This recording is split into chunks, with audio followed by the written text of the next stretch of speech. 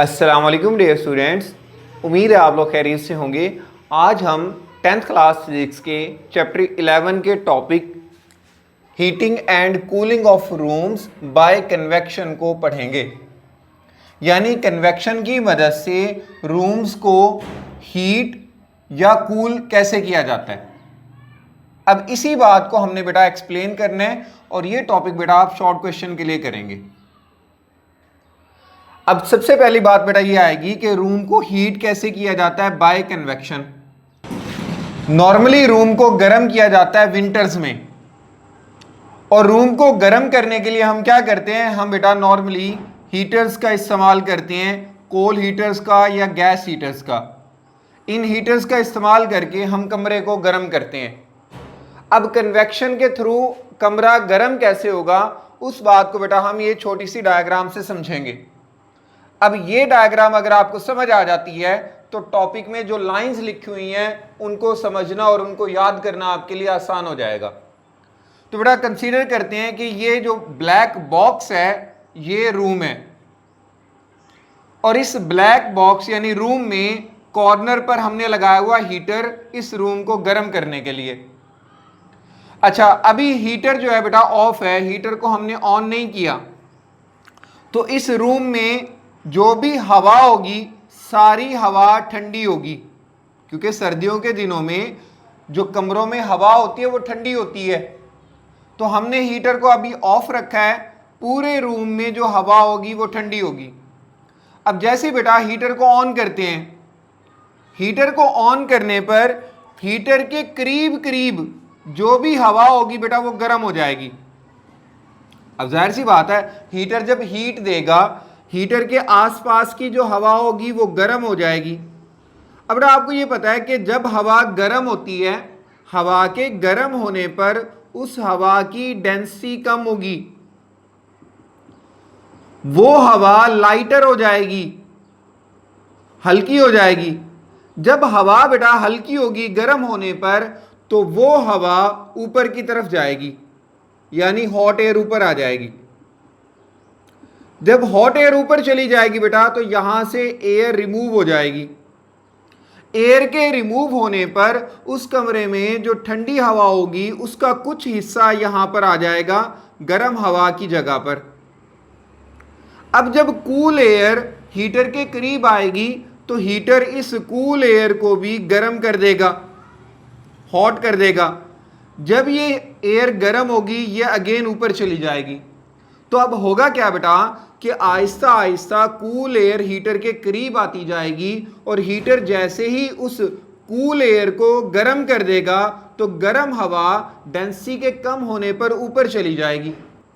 अब आहिस्ता आहिस्ता क्या होगा कि उस कमरे में मौजूद सारी हवा गर्म हो जाएगी, और इस तरह से वो कमरा गर्म हो जाएगा। इस प्रोसेस को बेटा हम कहते हैं कन्वेक्शन करंट। ठीक है, अब आपको स्क्रीन पर ये पैराग्राफ नजर आ रहा होगा टॉपिक का। इसी पैराग्राफ को आपने याद रखना है।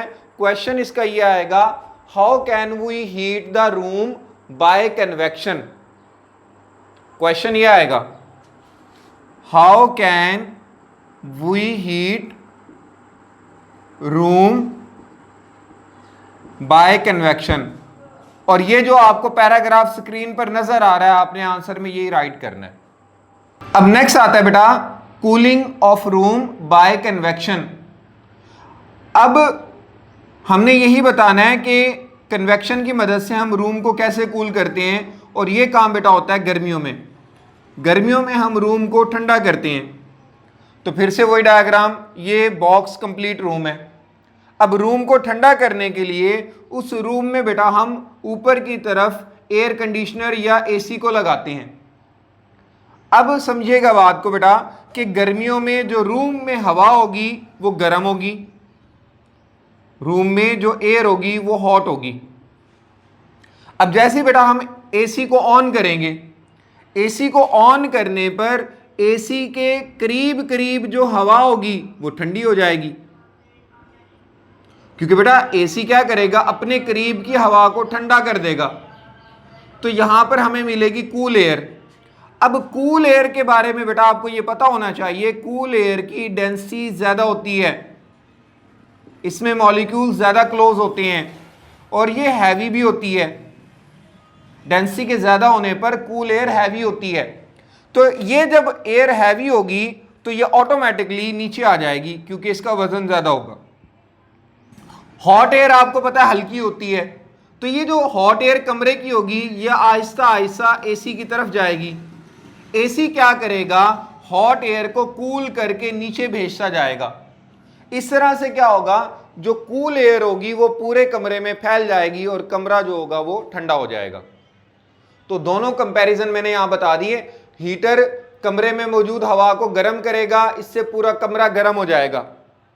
एसी कमरे में मौजूद हवा को ठंडा करेगा और इससे पूरा कमरा ठंडा हो जाएगा। तो यहां का क्वेश्चन आपने बनाना है, how can we cool room by convection. ये भी बेटा आपने शॉर्ट क्वेश्चन के लिए करना है, 3 लाइंस करनी है आपने। और इन लाइंस में ना 2 वर्ड्स की मिस्टेक है, तो पैराग्राफ आपको स्क्रीन पर नजर आ रहा होगा, आपने वही पैराग्राफ नोट कर लेना है या बुक में जो मिस्टेक मैंने हाईलाइट की हुई है उसको ठीक कर लेना है। क्वेश्चन आपने इसके लिए ये बनाना है, how can we cool room by convection. तो ये था बेटा heating and cooling by convection. Next आता है the mechanism of a household hot water system. अब household hot water system क्या होता है। अब बेटा आपको पता है जैसे सर्दियों में वाटर टैंक में पानी ठंडा होता है।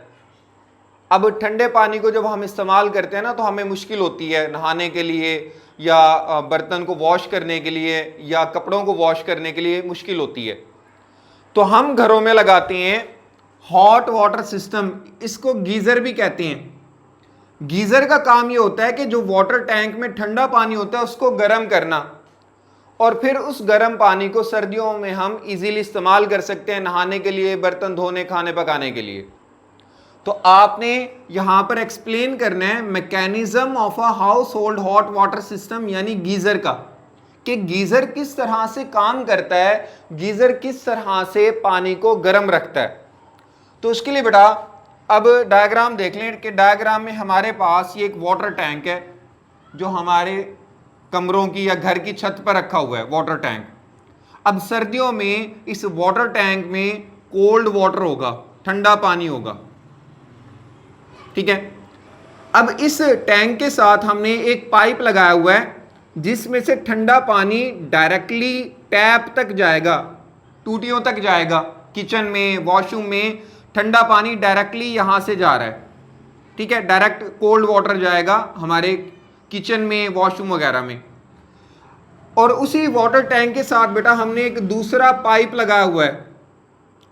इस पाइप को हम कहते हैं कोल्ड वाटर इनलेट और यहां से जो ठंडा पानी होगा वो जाएगा इस गीजर में।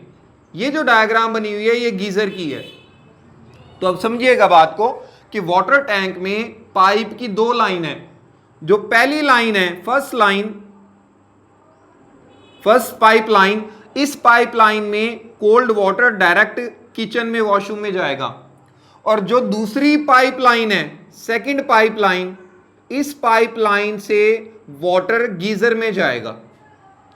अब आगे देखना बेटा कि गीजर की कंस्ट्रक्शन क्या होती है। गीजर में हमारे पास एक तो हीटिंग एलिमेंट लगा होता है। इस हीटिंग एलिमेंट का काम होता है वाटर को गर्म करना, पानी को गर्म करना। ये हीटिंग एलिमेंट लगा हुआ है। दूसरा बेटा गीजर में हमारे पास लगा होता है थर्मोस्टेट। थर्मोस्टेट का काम क्या होता है उसकी डिफाइन भी बेटा मैंने यहां पर राइट की है। It control heating element and ensures that water stays at a set temperature।